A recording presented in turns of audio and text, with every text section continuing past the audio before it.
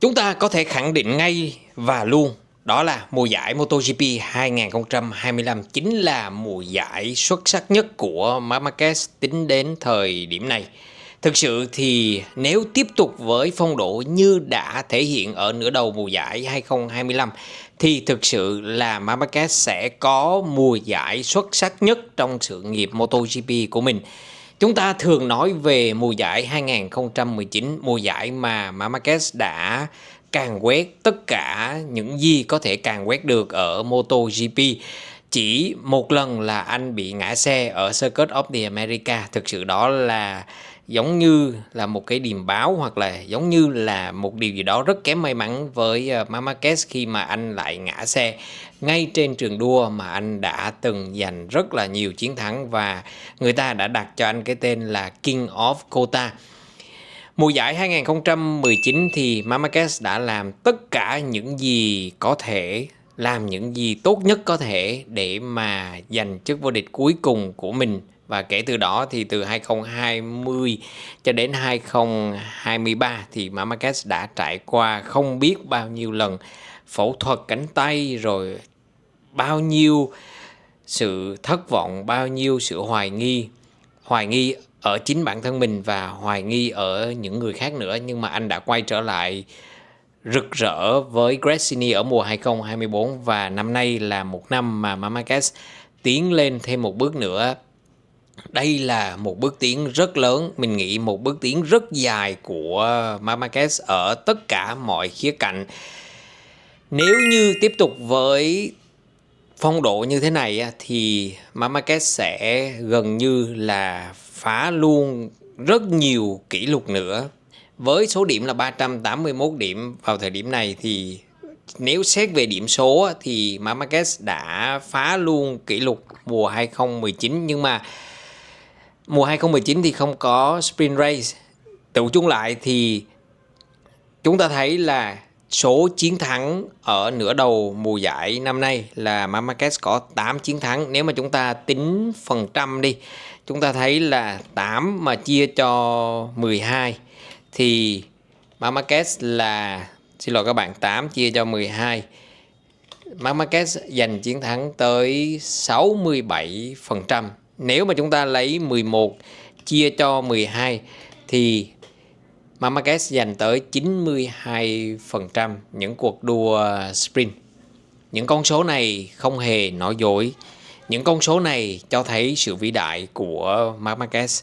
Khi được hỏi liệu đây có phải là Marc Marquez phiên bản tốt nhất hay không, thì tay đua số 93 người Tây Ban Nha mới nói là thực sự rất là khó để mà nói phiên bản Marc Marquez 2025 là phiên bản Marquez tốt nhất. Nhưng mà thực sự thì tôi có thể tự tin nói là đây là một trong những phiên bản tốt nhất của tôi. Hoặc là nói một cách khác đây là mùa giải mà tôi tìm lại được cảm giác giống như là mùa 2019, trước khi mà tôi bị chấn thương khi người và xe hợp nhất. Tôi có sự kiểm soát rất tuyệt vời với chiếc xe của mình. Chiếc xe cũng hiểu được những gì tôi muốn làm, tôi cần làm, và về cơ bản thì tôi kiểm soát được cuộc đua của mình trong rất là nhiều chặng đua gian khó của mùa giải năm nay. Marc Marquez cũng đồng ý là với tư cách là con người thì chúng ta mắc sai lầm, nhưng mà năm nay Marc Marquez đã tiếp cận những sai lầm đó với một cái sự điềm tĩnh, với một cái sự bình tĩnh, rồi tất cả mọi thứ đều cảm giác như là không có vội vàng gì cả. Từ từ chúng ta sẽ cùng nhau tìm ra giải pháp. Nhưng mà Marquez cũng nhấn mạnh là tham vọng của tôi, khát vọng của tôi, tất cả vẫn như xưa. Các bạn thấy đó là cái sự kết hợp vô cùng đáng sợ. Marc Marquez đã rất nhiều năm chinh chiến ở MotoGP rồi, kinh nghiệm đầy mình rồi, tay đua giàu kinh nghiệm nhất MotoGP vào thời điểm hiện tại, rồi tay đua xuất sắc nhất MotoGP vào thời điểm hiện tại, kết hợp với một chiếc xe xuất sắc nhất, thiện chiến nhất vào thời điểm hiện tại, thì kết cục như thế nào thì ai cũng có thể thấy rõ.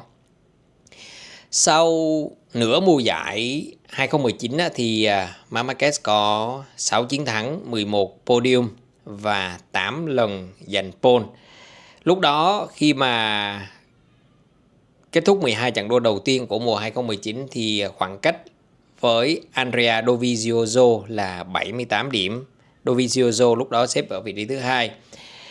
Lúc đó thì Marc Marquez giành được 250 điểm, là tổng số chiếm là 83,3% số điểm mà Marc Marquez không phải là Marc Marquez mà 83,3% số điểm, tổng số điểm ha. Nhưng mà 5 năm sau, mùa giải 2025 thì Marc Marquez đã có 8 chiến thắng, 10 podium, 7 lần giành pole chỉ sau 12 trận GP của mùa giải năm nay. Và không cần phải nhắc lại thì Marc Marquez đã có 11 trên 12 chiến thắng sprint. Như vậy là nếu mà so với mùa 2019 thì 12 trận đua đầu tiên của mùa giải năm nay thì Marc Marquez đã giành 85,8% tổng số điểm có thể giành được. Và đối với mỗi tuần đua bây giờ chúng ta có 37 điểm, giành chiến thắng sprint thì có 12 điểm, cuộc đua chính thì có 25 điểm. Như vậy Marc Marquez đã giành tới 37 điểm trọn vẹn trong tổng số 8 trận đua trên 12 trận đua mùa giải năm nay. Tức là có 8 chiến thắng trọn vẹn khi mà thi đấu ở nửa mùa giải năm nay trên tổng số 12 trận đua. Như vậy anh em có thể thấy là quá là tuyệt vời, quá là tuyệt vời. Chúng ta chỉ có một kết luận thôi là Marc Marquez đang thống trị MotoGP mùa giải năm nay. Marquez cũng thừa nhận là tôi không biết là thời điểm nào tôi có thể là nâng cúp, nhưng mà thực sự là tôi sẽ có một kỳ nghỉ hè thật là thoải mái và nghĩ về chức vô địch thế giới giống như là thứ tôi có thể để mất. Bây giờ là không phải là không còn gì để mất nữa, mà có rất là nhiều thứ để mất. Tức là nếu Marquez thi đấu không tốt từ đây cho đến hết mùa thì chức vô địch này có thể là rơi vào tay của một người khác. Đấy. Nhưng mà thật khó để mà thấy điều này xảy ra, đúng không anh em? Chúng ta phân tích là thiên thời địa lợi nhân hòa, tất tần tật mọi thứ, thì khả năng mà Marc Marquez mất chức vô địch mùa giải 2025 dĩ nhiên là vẫn có nha, chứ không phải là không có. Nhưng mà cái khả năng này nó vô cùng thấp. Các đối thủ như là Aprilia, KTM thì không biết ở đâu. Rồi Yamaha và Honda thì coi như chúng ta tạm gác lại qua một bên. Những đối thủ chính như là Bagnaia, Alex Marquez hoặc là Fabio Di Gianantonio coi như là đang loay hoay với chính bản thân mình, đang gặp những vấn đề với chính bản thân mình, với chiếc xe của mình, hơn là đối đầu với Marc Marquez. Mình nghĩ sự thành công của Marquez ở mùa giải 2025 này là nhờ vào cái khả năng thích ứng và khả năng linh hoạt của tay đua này. Versatility và adaptability. Đây là những yếu tố rất là quan trọng. Chúng ta đã phân tích điều này rất là nhiều lần rồi. Chúng ta thấy những tay đua khác cùng chạy một chiếc xe như thế, nhưng mà họ lại vật lộn với những vấn đề riêng của mình.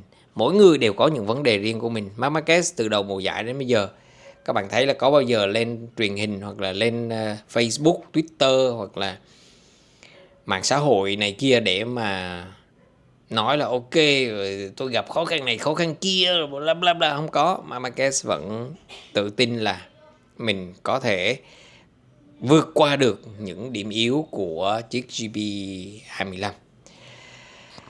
Mọi thứ khi mà chúng ta qua một độ tuổi nào đó thì mọi thứ dường như chậm lại, mọi thứ bình tĩnh hơn, mọi thứ trở nên được nhìn thấy một cách rõ ràng hơn.